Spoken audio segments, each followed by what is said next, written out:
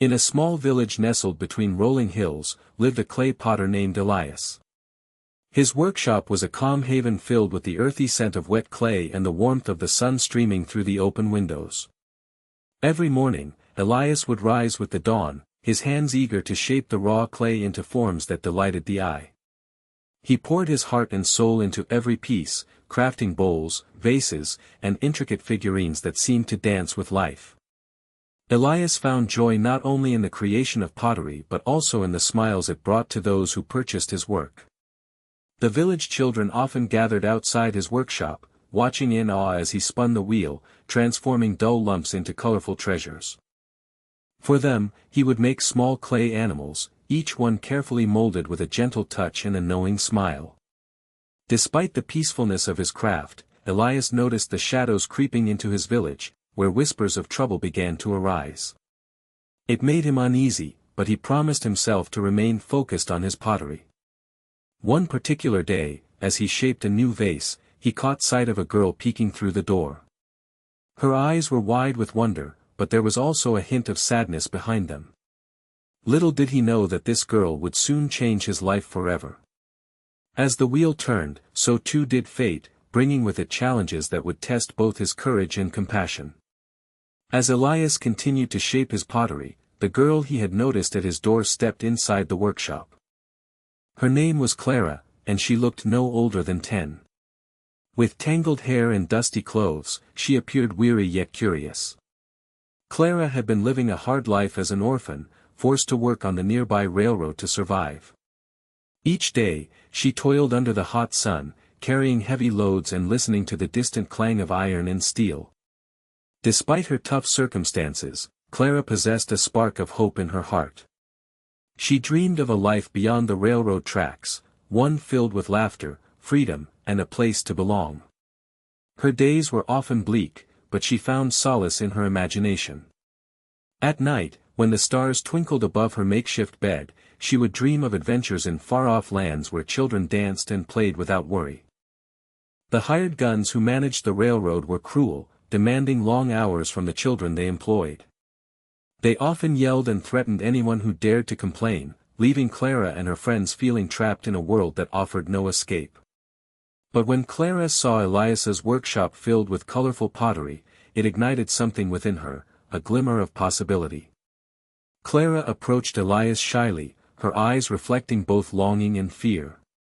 She hoped he might see her not just as another child laborer but as someone worthy of kindness and care. Little did she know that their meeting would change both their lives forever. As Clara timidly stepped into the warm light of the pottery workshop, Elias noticed her wide eyes filled with wonder. He greeted her with a gentle smile, inviting her to come closer. Clara hesitated at first, unsure if she could trust this kind stranger. But as Elias began to show her the colorful pots and bowls, her curiosity overcame her fear. She asked questions about how he made them, and he happily explained the process, his passion for pottery shining through his words. Over the following days, Clara returned to the workshop whenever she could. Elias began to teach her small tasks, like mixing clay and shaping it into simple forms. With each lesson, their bond grew stronger. Clara found joy in creating something beautiful alongside Elias, and he discovered a renewed sense of purpose in sharing his craft. They both felt the weight of their individual struggles lift a little when they were together. Elias learned about Clara's difficult life on the railroad and how she longed for freedom from the hired guns who controlled her world. He listened intently as she shared her dreams of adventure and belonging. In turn, Clara provided Elias with a youthful spirit that reminded him of the joy in his art and the importance of kindness. Together, they formed an unusual partnership, two souls from different walks of life finding solace in each other's company. Little did they know that their friendship would be the strength they needed to face the challenges ahead. Just outside the peaceful village, a shadow loomed over the lives of many children. The hired guns, a group of rough men employed by the railroad, were notorious for their violent methods and intimidating presence. Tall and muscular, they walked through the streets like storm clouds, making everyone nervous. Their eyes were cold and unforgiving, flashing with an authority that sent shivers down the spines of those they encountered. These men demanded child labor under harsh conditions, often forcing children like Clara to work long hours without rest. They carried heavy leather whips at their sides, symbols of fear that kept the children obedient. If anyone dared to complain or fight back, the hired guns were quick to silence them, using threats and force to impose their will. Their laughter echoed in the air, a cruel reminder of the power they held over the young workers. Clara felt their presence weighing heavily on her heart every day as she moved between the railroad and her makeshift home. She longed for freedom but was constantly haunted by their threats. The children whispered stories of friends who had been punished for even the smallest disobedience. As Clara and Elias grew closer, they often discussed their fears of these men and how their grasp tightened around the community. It became clear that breaking free from this menace would not only require courage but also teamwork, an idea that planted seeds of hope in both Clara's heart and Elias's spirit. Together, they knew they would have to find a way to confront this darkness looming over their lives. The hired guns' demands grew more sinister as the days passed. They began to insist that all the children working on the railroad wear chains, a cruel reminder of their servitude. Clara watched in horror as her friends were shackled, their small wrists encircled by cold metal that clinked ominously with every movement. This act was meant to instill fear and reinforce their control over the young workers. When the hired guns would arrive at the railroad, their laughter echoed through the air, not just as a sound but as an oppressive weight that left the children trembling. "You belong to us now," they would sneer, grinning wickedly as they brandished their whips. Those who hesitated or resisted were met with brutal punishment, ensuring that everyone understood the consequences of defiance. Clara felt her heart sink every time she saw a child dragged away for questioning, unsure if they would return. The community fell silent, shadows cast over their faces as they witnessed the hired guns tighten their grip on the innocent. Parents worried for their children's safety, speaking in hushed tones about escape plans that seemed impossible. Yet, in Elias's workshop, Clara found solace. She shared her fears with him, and together they plotted ways to help not only herself but all the children chained by fear. Their dreams of freedom became a flicker of light in a darkening world, igniting a fire within them both to stand against the hired guns and reclaim their right to be free.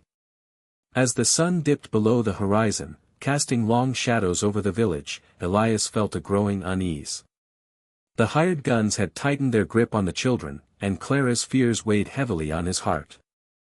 He often watched her from a distance, her spirit dimming with each passing day as she faced the harsh realities of her life. It was clear that something had to be done. One evening, after Clara had left for the day, Elias stood in his workshop surrounded by his beloved pottery. Each piece represented joy and creativity, but now they felt like fragile vessels against the looming threat of despair. He envisioned Clara trapped in chains, her laughter silenced under the weight of oppression. A surge of anger and determination filled him as he clenched his fists. Elias knew that standing up against the hired guns could lead to dire consequences for both himself and Clara. The fear of punishment gnawed at him, yet he could not ignore the moral conflict brewing within. He found himself torn between self-preservation and the instinct to protect a child who had already suffered so much. With a resolute heart, he decided he would not let fear dictate his actions any longer. Elias would confront the hired guns and demand that they leave Clara and all the other children alone. It was time to put his bravery to the test.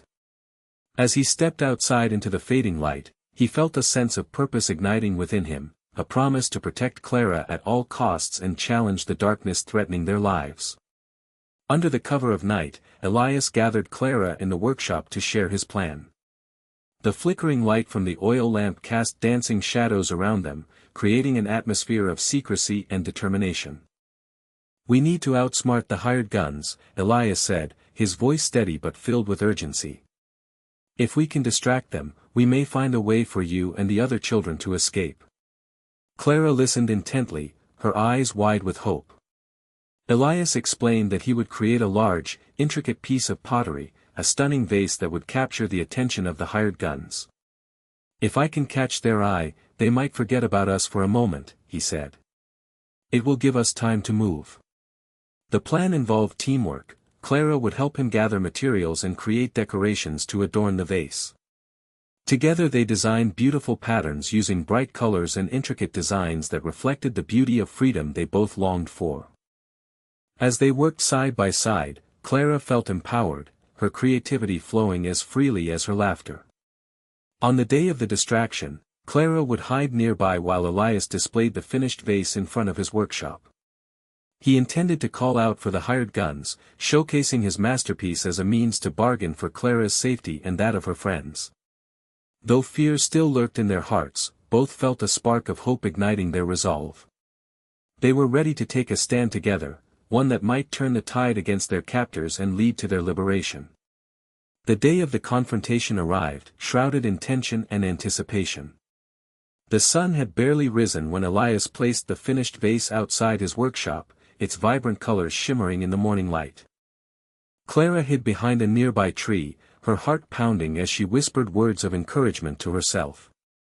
Every little sound seemed magnified in the stillness, a bird's song, the rustle of leaves, or the distant clink of chains. As the hired guns approached, Elias took a deep breath and stepped forward. "Hey! You there," he called out, his voice strong despite his racing heart. The men paused, turning their cold eyes toward him. With a mix of fear and bravery coursing through his veins, Elias gestured toward the vase. "Look at this piece. It's unlike anything you've ever seen."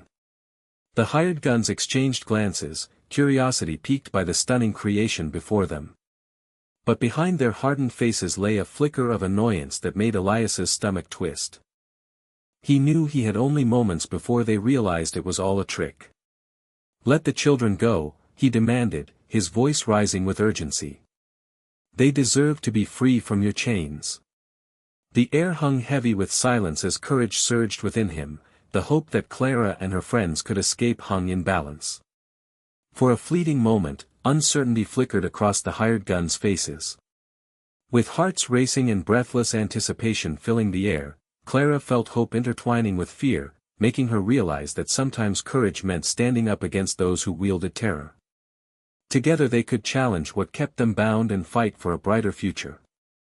The moment hung in the air like a tightly wound spring, ready to snap. As Elias stood firm, demanding the freedom of the children, Clara felt her heart race alongside his. The hired guns exchanged uneasy glances, and for a brief moment, their confidence wavered. Then, with a sudden roar of anger, they charged at Elias. Clara's breath caught in her throat as fear threatened to swallow her whole. But just as chaos threatened to erupt, something remarkable happened.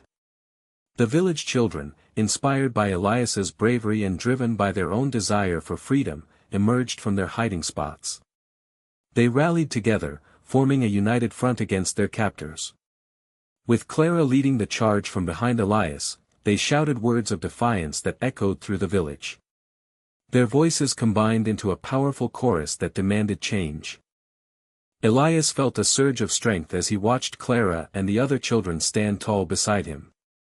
In that moment, their bond deepened, they were no longer just protector and protected but comrades in a fight for liberation. The hired guns hesitated, clearly taken aback by the unexpected uprising. With newfound courage flowing through them, Clara and Elias pushed forward together. As the confrontation unfolded, it was clear that love and friendship had forged an unbreakable chain, a bond stronger than any shackles could bind. Together, they took a stand against oppression and fought for their right to be free, lighting a path toward hope and solidarity that would carry them into the light of a new dawn. In the aftermath of the confrontation, the village began to breathe a sigh of relief. The hired guns, taken aback by the children's bravery and unity, retreated, leaving behind a newfound sense of hope. Elias and Clara stood among their friends, exhilarated by their victory but also aware that this was just the beginning of their journey toward freedom. Reflecting on all that had transpired, both Elias and Clara realized the profound impact of their friendship. It had been a source of strength and inspiration amid fear and uncertainty. Clara, once a timid orphan burdened by despair, had discovered her own voice and courage through Elias's unwavering support. Similarly, Elias had found renewed purpose as he fought for the rights of the children he had come to care for deeply. Their story was not just about confronting the hired guns, it was about standing up against injustice and reclaiming dignity. They learned that true bravery lies not in the absence of fear but in choosing to act despite it. With the children no longer shackled by chains, they could begin to dream again, dreams of laughter, play, and a future filled with possibilities.